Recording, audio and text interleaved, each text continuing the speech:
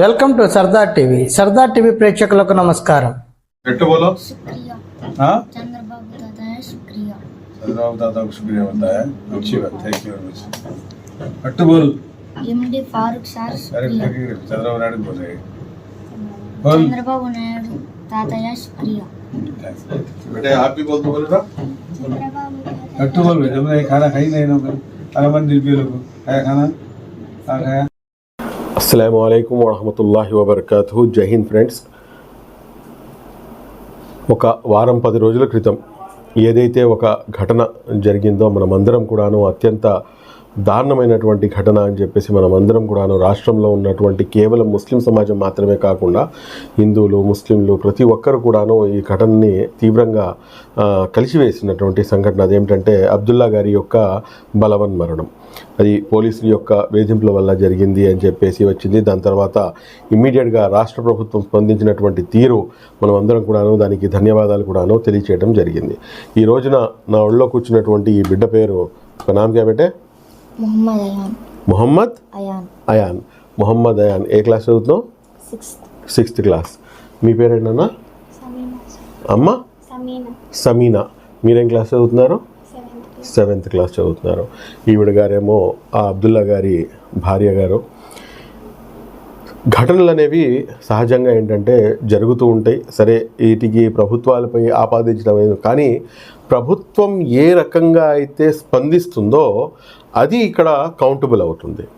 సరే, ఆయన ఎవరైతే అబ్దుల్లా గారు క్షణికావేశంలో చేసినటువంటి ఏదైతే దాన్నైతే మేము ఇస్లాం ధర్మంలో అయితే ఆత్మహత్య అనేది మహాపాపం, మనం అనేకసార్లు అనేక ప్లాట్ఫామ్పై ఈ విషయాన్ని చెప్పడం జరిగింది. కాబట్టి ఈ రోజున ఈ బిడ్డలు చేసినటువంటి పాపం ఏమిటి అనేది కూడాను ప్రతి ఒక్కరూ గమనించాలి. నేను ఈ వీడియో ప్రత్యేకంగా చేయాల్సిన అవసరం ఎందుకు ఏర్పడింది అంటే 2 అంశాలతో.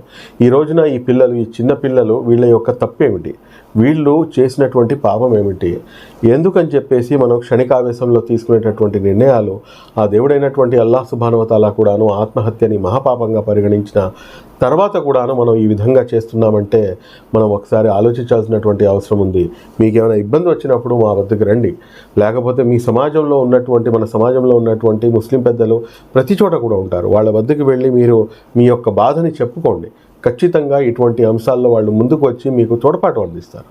ఇది ఒక అంశం. అయితే రెండో అతి ముఖ్యమైనటువంటి అంశం ఏంటంటే ప్రభుత్వం యొక్క ఏదైతే చొరవ ఉందో దాన్ని మనం ఎంతలా మనం చెప్పినా కానీ, ఎంతలా మనం మాట్లాడినా కానీ తక్కువే. ఇమ్మీడియట్గా వారి భార్య గారికి ఒక ఉద్యోగాన్ని ప్రకటిస్తూ మన పెద్దలు గౌరవనీయులు సీనియర్ మంత్రివర్యులు జనాబ్ ఎన్ఎండి ఫారూక్ గారు ఇచ్చినటువంటి ఒక నిర్ణయం ఈ కుటుంబానికి ఈ రోజున ఆదుకోగలిగే స్థితిలో, అంటే ఏదో 2 లక్షలు 3 లక్షలు ఇచ్చేస్తే కనుక ఏముంది, వాళ్ళ తినేసి రేపు అయిపోతుంది. కానీ అలా కాకుండా ఒక ఉద్యోగాన్ని ఇచ్చి పెద్దలు మన నారా చంద్రబాబు నాయుడు గారి యొక్క ఆదేశాల మేరకు, ముఖ్యమంత్రి గారి ఆదేశాల మేరకు మన ఎన్ఎండి ఫారూక్ గారి నాయకత్వంలో ఈ కుటుంబాన్ని ఆదుకున్నటువంటి తీరు నిజంగా ఒక ఉదాహరణ. నేను ఎందుకు ఈ విషయాన్ని నేను ఇంత స్పష్టంగా ఈ విషయాన్ని తీసుకొని నేను ఎందుకు మీ ముందుకు ప్రస్తావించడం జరుగుతుందంటే, ఇదే విధంగా గతంలో అబ్దుల్ సలాం, కానీ అబ్దుల్ సలాం విషయంలో ఇంకా దారుణమైనటువంటి అంశం.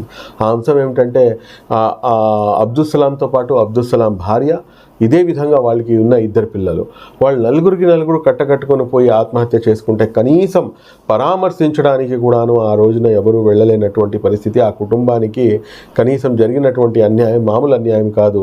హౌస్లో సిబిఐ ఎంక్వైరీ వేస్తాము అని చెప్పేసి మాట ఇచ్చి కూడాను మడమ తిప్పినటువంటి నాయకుడు. ఇదే మన సీనియర్ మంత్రివర్యులు ఎన్ఎండి ఫారూక్ గారు కౌన్సిల్లో డిమాండ్ చేస్తే అప్పుడున్నటువంటి హోంమంత్రి గారు సుచరిత గారు ఖచ్చితంగా సిబిఐ ఎంక్వైరీ వేద్దామని చెప్పేసి ఆవిడ యాక్సెప్ట్ చేశారు. కానీ ఆ మాటని పూర్తిగా వదిలివేశారు.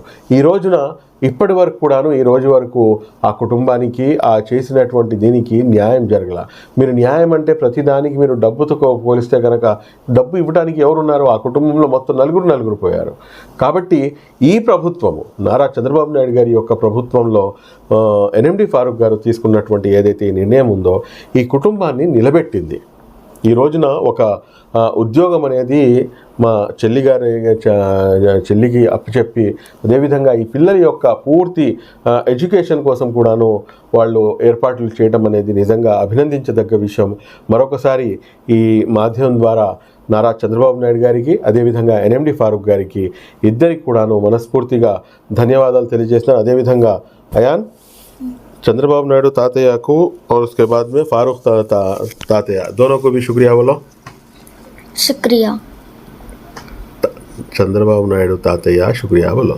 चंद्रबाबू तातया शुक्रिया. एनएमडी फारूक तातया शुक्रिया. एमडी फारूक तातया शुक्रिया. आप भी बोलो बेटा. చంద్రబాబు తాతయ్య శుక్రియా, ఎంఎండి ఫారూక్ గారు శుక్రియా.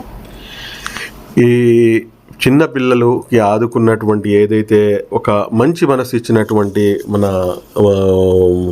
ముఖ్యమంత్రికి ఖచ్చితంగా వీరి యొక్క చల్లని దీవెనలు, వీరి యొక్క దువా, ఈ కుటుంబం యొక్క దువా ఎల్లవెల్లలా మీతో పాటు ఉంటుంది అని చెప్పేసి తెలియజేస్తూ సెలవు తీసుకుంటున్నాను. Thank you very much. జై హింద్. అస్సలాము అలైకుం వరహమతుల్లాహి వబర్కాతు.